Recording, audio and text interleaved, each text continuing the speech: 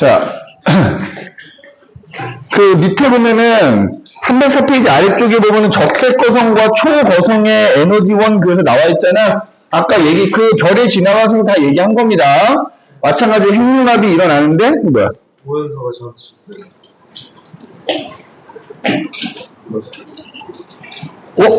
또 약간 아재개구리. 나 이런 거 되게 약한데. 주식을 몰래 사는 사람을 5글자로 하면 뭐지? 약인사 하면서 안 웃으시면 아니, 원래 선생님 되게 잘 웃어. 아니, 그니까, 아재개구리 되게 약, 이런 넌센스라고 하니, 이런 거 되게 잘 못해, 난. 잘 맞춘 적은 별로 없는 것 같아. 근데 답을 들으면 되게 재밌어 하지. 주식을 몰래 산 사람?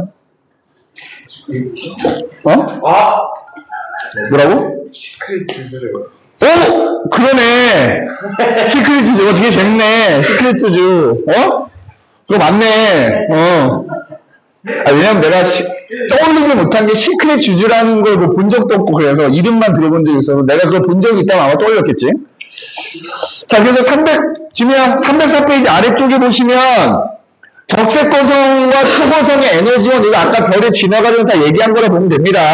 그래서 적색거성일 때는 뭐부터 일어난다? 헬륨 핵융합부터 일어나지?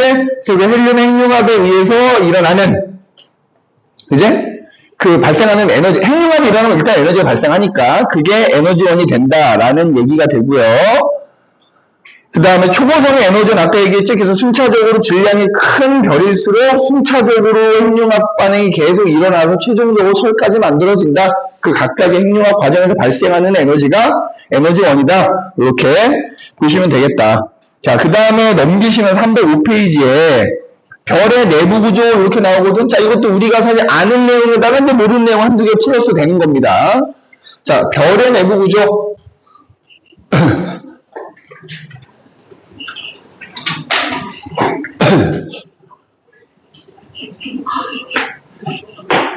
그 선생님이 지금 프린트 스케줄을 못 주고 있는데 다음 주쯤에 지금 내가 천천히 진도 많이씩 못 나가고 있어서 프린트를 못 주고 있는데 다음 주쯤에 선생님이 요쪽 그 우리 행성의 운동 뺀 뒷부분, 그지? 근데 또 너희 거기가 달의 운동도 안 들어가잖아. 그러니까 어쨌든 요 부분 있잖아. 별의 물리량 파트. 요 부분 선생님이 다음 주에 프린트 모의고사 문제라든지 뭐 이렇게 수능 특강 문제라든지 프린트 스케줄 하나가 나갈 겁니다.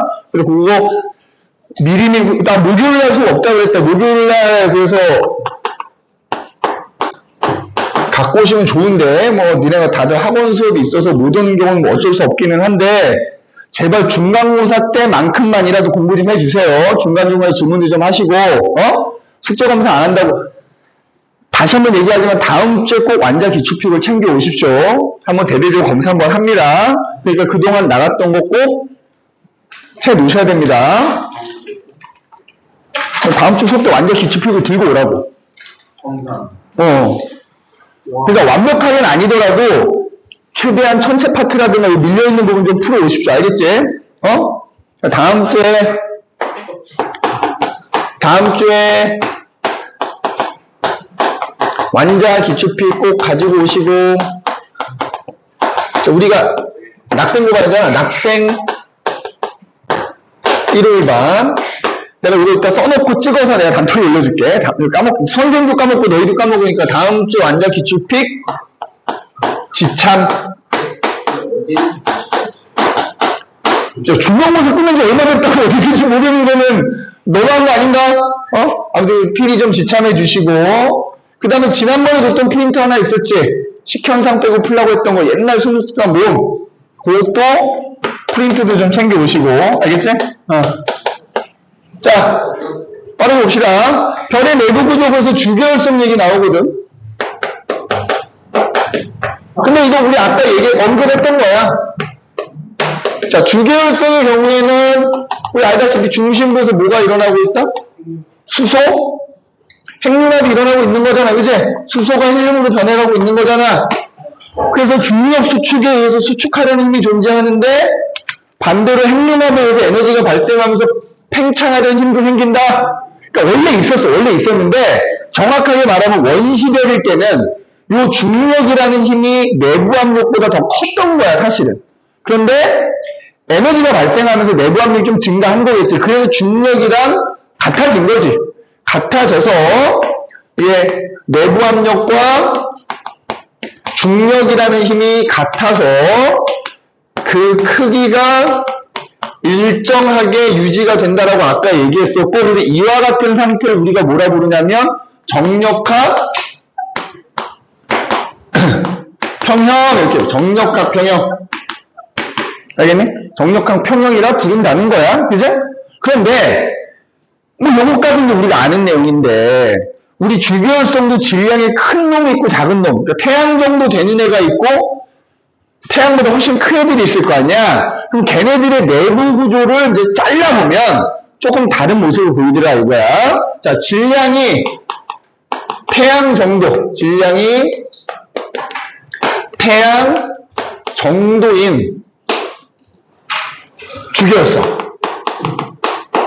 그러니까 이건 그냥 태양의 내부를 생각하면 되는 거야. 우리가 태양의 내부 어떻게 추정하냐면, 자, 중심부가 있어.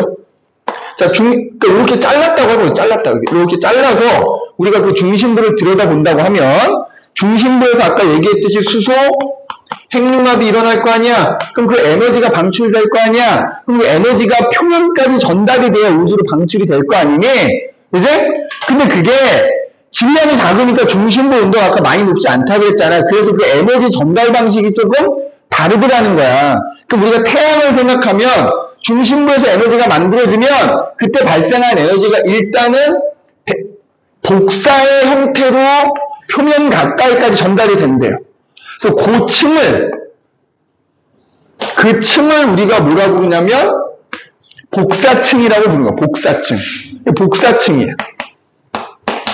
자, 이것도 사실은 니네 결과만 그냥 외워도 되고, 딱 그냥 이런 구조다라는 것만 알면은 바로 나오는 거야. 그 복사층에 의해서 에너지가 전달되면 태양 정도 되는 애들은 표면에서 들어가면 온도 변화가 급격하게 나타난대. 근데 온도 변화가 급격하게 나타날 때면 복사보다는 대류에 의해서 에너지가 전달되는 게 더 효율적이더라는 거야.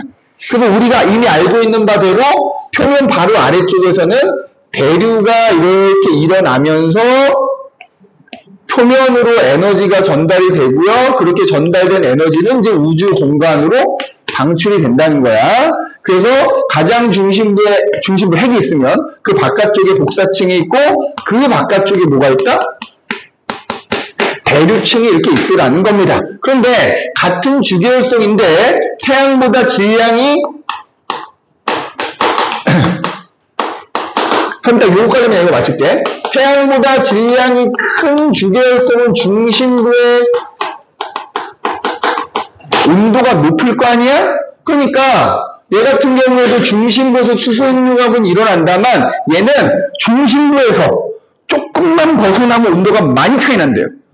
그럼 방금 전에 내가 얘기했지, 온도 차이가 많이 나면 대류에 의해서 에너지가 전달되는 게 훨씬 더 효율적이다. 그래서 태양보다 질량이 큰 애들은 중심부에서 수소핵융합이 일어난 영역을 벗어나면 바로 대류에 의해서 에너지가 전달이 되는 거야.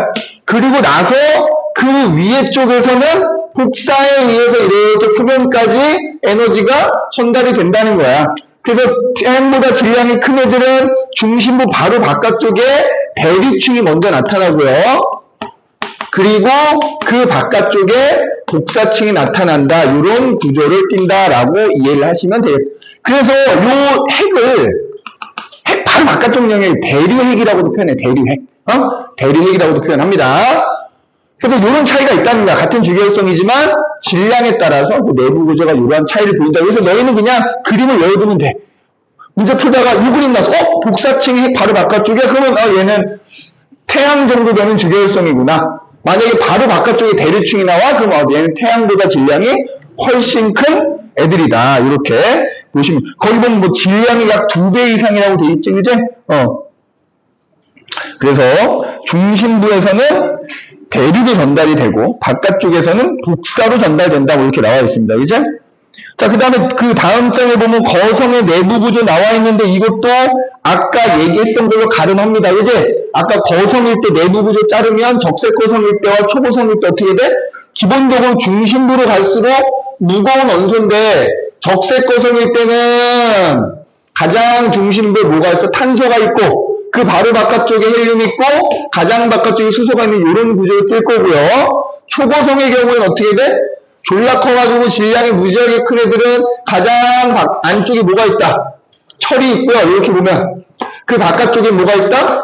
규소가 있고요. 그 바깥쪽에 뭐가 있다? 산소가 있고요. 그 바깥쪽에는 탄소가 있고요. 바깥쪽에는 헬륨이 있고 수소가 있고 이런 구조를 띈다라는 거죠. 이미 앞에서 다 얘기했던 거기 때문에 이건 이렇게 넘어가시면 될 것 같고, 자, 그래서 뒤에 나오는 개념 확인 문제도 한번 내가 지금 뭐 대표적으로 몇 개 풀어줘야 되는데 너희들이 풀면서 나한테 조금 제발 질문 좀 해주시고, 이거 숙제로 내줄 테니까 요즘 숙제를 좀 해와 주시고, 다음 주에 올 때는 완전 기출픽도 이 부분까지는 조금 풀어서 갖고 올 수 있도록 하시고, 다 풀게 너무 부담스럽다 그러면 일단 최대한 좀 풀어서 갖고 와 주시기 바랍니다.